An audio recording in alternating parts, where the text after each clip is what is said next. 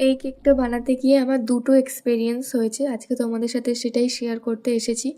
তো কেকটা দেখে বুঝতেই পারছো কতটা বড় কেক, আর এটা টোটাল 3 টায়ারের কেক হবে। আমি এখন সবার প্রথমে মানে সবার নিচে যে টায়ারটা থাকবে সেটাই আমি এখানে এখন আইসিং করছি।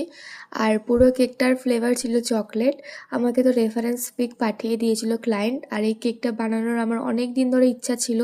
পিন্টারেস্ট খুললেই এই কেকটা আমার মানে চোখের সামনে আসতো ফিডে। কখনো অর্ডার পাইনি, কারণ কেকটা দেখতে সিম্পল হলেও খুব গর্জিয়াস। তো এই প্রথম আমি অর্ডারটা পেলাম, বানানোর সুযোগ পেলাম। তো তোমাদের কেমন লাগবে লাস্টে অবধি দেখো ভিডিওটা, আমাকে কিন্তু জানিয়ে যেও। তো ফার্স্ট যে আমার এক্সপিরিয়েন্সটা হয়েছে সেটা বলি তোমাদেরকে প্রথমে। ফার্স্ট হচ্ছে এত বড় যেহেতু কেক, এটা হচ্ছে 6 পাউন্ডের কেক, সরি 6.5 পাউন্ডের কেক এটা, মানে 12.5 কেজি 13 কেজি এরকম অ্যাপ্রক্স। বাট এটা আরেকটু বেশি হয়ে গেছিলো, 13 কেজির একটু বেশি হয়ে গিয়েছিল। তো আমি নিজে ডেলিভারি করেছিলাম। আমি ভেবেছিলাম 13 কেজি কেক তো হয়ে যাবে, আমি নিয়ে যেতে পারবো। কিন্তু এত ভারী কেক, আমি যখন ডেলিভারি করার জন্য কেকটা প্যাক করে বের করলাম তখন মানে এত ভয় লাগছিল, কেকটা পুরো দুলছিল। আমি তো অনেক ডাভেলস ইউজ করেছি, কেকটা কোনো ড্যামেজ হয়নি ডেলিভারি করার সময়, কিন্তু আমার একার পক্ষে এটা ডেলিভারি করা পসিবল হয়নি। আর বাবাকেও আমি বলে রাখিনি আগে থেকে যে আমার ডেলিভারি করতে হবে, তাহলে বাবার সাথেই চলে যেতাম স্কুটি করে। তো বাবা কাজে বেরিয়ে গিয়েছিল, আমি একাই ডেলিভারি করার জন্য গিয়েছিলাম। আমার বোন আমাকে বলছিল যে তুই পারবি না এটা করতে, বাবাকে বলে রাখ আগে থাকতে।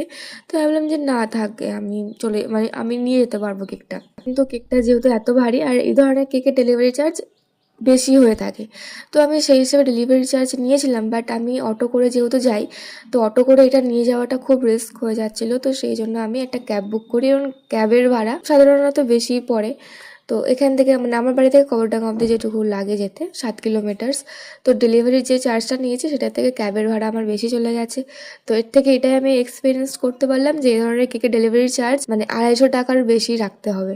তো এটাই হচ্ছে একটা এক্সপিরিয়েন্স হলো। আমি তোমাদেরকেও বলে দিচ্ছি, এই ধরনের মানে 5 পাউন্ড থেকে শুরু করে 10 পাউন্ড 12 পাউন্ড 20 পাউন্ড যত পাউন্ডই কেক নাও, ডেলিভারি চার্জ তত বাড়াবে। একটা এক্সপিরিয়েন্স হচ্ছে, আমার কেকটা দেখো একটু বেঁকে গেছে। তো আমি যখন আইসিং করছিলাম তখন আমার টার্ন টেবিলের উপরে যে কাপড়টা রাখি ওটা একদিকটা উঁচু ছিল একদিকটা নিচু ছিল, তো তার জন্য উপরের টায়ারটা একটু বাঁকা লাগছিল। অ্যান্ড যখন টায়ারটা আমি পুরো সেট করি তখন কেকটা একটু হেলানো লাগছিল। বাট তারপরে আমি একটু ডাবলস দিয়ে ঠিক করেছিলাম, অতটাও সামনে থেকে লাগছিল না বাঁকা। তো এটা আর একটা এক্সপিরিয়েন্স হলো এই প্রথম। কারণ আমার কেক সাধারণত একদম স্ট্রেটই হয়, আমি বাঁকা আইসিং কখনো করি না। তো আমার জাস্ট এই কাপড়টার জন্য আইসিংটা বাঁকা হয়েছে, মানে উপর দিকটা একটু ঢাল মতন হয়েছে। কেকের ভিডিওটা কেমন লাগলো কিন্তু কমেন্টে জানিয়ে যেও। আর কালার কম্বিনেশন, কেকের পুরো ফাইনাল লুকটা কেমন লেগেছে তোমাদের অবশ্যই কিন্তু জানিও। দেখা হচ্ছে